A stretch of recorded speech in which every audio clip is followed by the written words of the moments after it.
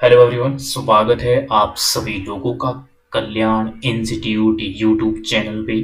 आज हम इस वीडियो के माध्यम से साधन कीमत सिद्धांत यानी कि थ्योरी ऑफ फैक्टर प्राइसिंग के बारे में जानने और समझने का प्रयास करेंगे कि जो ये साधन कीमत सिद्धांत है यह दरअसल होता क्या है और किस तरह से होता है।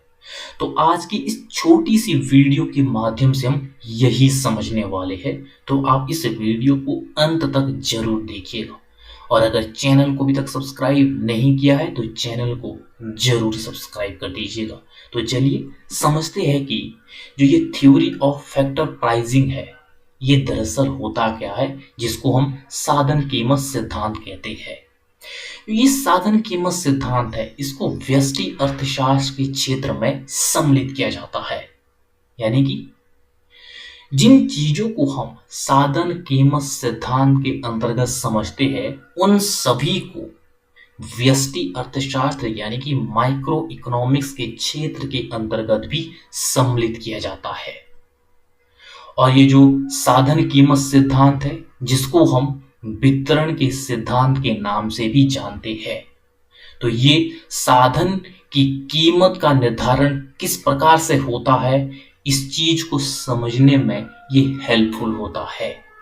यानी कि साधन की कीमत सिद्धांत, इसके अंतर्गत हम ये समझते हैं कि किस तरह से साधन की कीमतों का निर्धारण होता है और किस किस तरह से कौन कौन से ऐसे फैक्टर है जो वास्तव में साधन की कीमत के निर्धारण में महत्वपूर्ण रोल अदा करते हैं।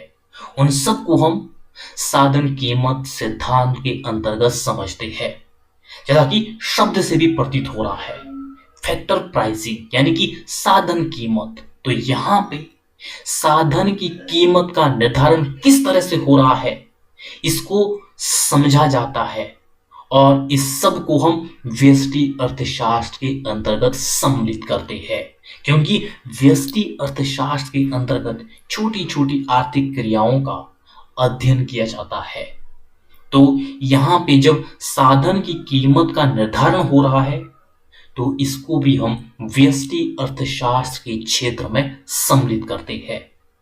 तो किस तरह से साधन की कीमत का निर्धारण होता है, जो साधन होते हैं किस तरह से वो किसी भी वस्तु और सेवाओं के उत्पादन में महत्वपूर्ण रोल अदा करते हैं।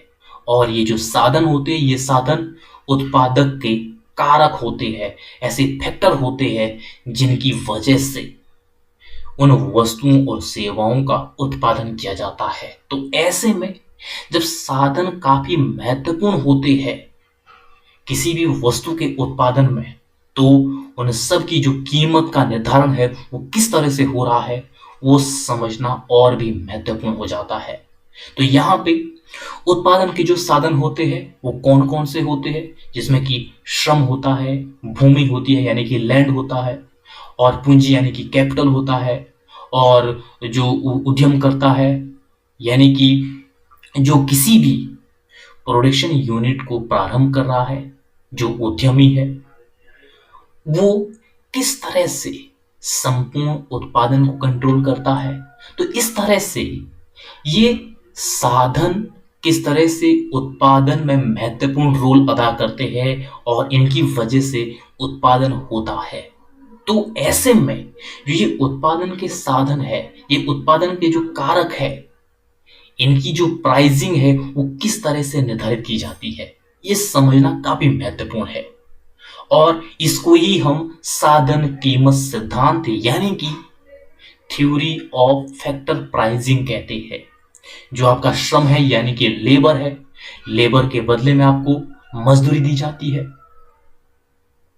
कितने घंटे आप काम कर रहे हैं उस हिसाब से आपको मजदूरी दी जाएगी। और जो भूमि है यानी कि लैंड है, लैंड के बदले में आपको किराया, लगान, इस रूप में आपको कीमत अदा की जाएगी।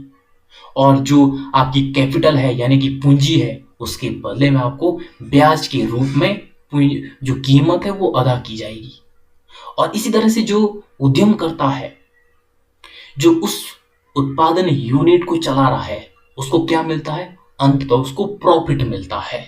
तो इस तरह से ये मजदूरी कीमत के रूप में, लगान या किराया कीमत के रूप में और ब्याज कीमत के रूप में, और लाभ लाभ यानी कि एक उसकी अपनी कीमत है जो उसने अपना समय, अपनी बुद्धि का प्रयोग किया है। तो इस रूप में ये इन्हें इन साधनों की कीमत दी जाती है, कीमत का निर्धारण होता है। तो इस तरह से साधन कीमत सिद्धांत के माध्यम से साधनों की कीमतों का निर्धारण होता है। किस तरह से होता है, इस संपूर्ण चीज को साधन कीमत सिद्धांत के अंतर्गत समझा जाता है। तो यहाँ पे साधन कीमत सिद्धांत में साधनों के आवंटन का विश्लेषण किया जाता है कि किस तरह से साधनों का आवंटन होता है और उनकी कीमत तय होती है, कीमतों का निर्धारण होता है। इन सब का विश्लेषण थ्योरी ऑफ फैक्टर प्राइसिंग के अंतर्गत होता है। तो ये होता है साधन कीमत सिद्धांत यानी कि थ्योरी ऑफ फैक्टर प्राइसिंग। तो इस तरह से आज की इस वीडियो के अंतर्गत हमने बड़ी आसान शब्दों में थ्योरी ऑफ फैक्टर प्राइसिंग यानी कि साधन कीमत सिद्धांत को जानने और समझने का प्रयास किया है। तो मुझे उम्मीद है कि आपके लिए जो ये आज की छोटी सी वीडियो है, ये वीडियो काफ़ी उपयोगी रही होगी। और अगर आपने चैनल को अभी तक सब्सक्राइब नहीं किया है तो चैनल को जरूर सब्सक्राइब कर दीजिएगा और मुझे दीजिएगा इजाज़त। और आप सभी लोगों का बहुत बहुत शुक्रिया।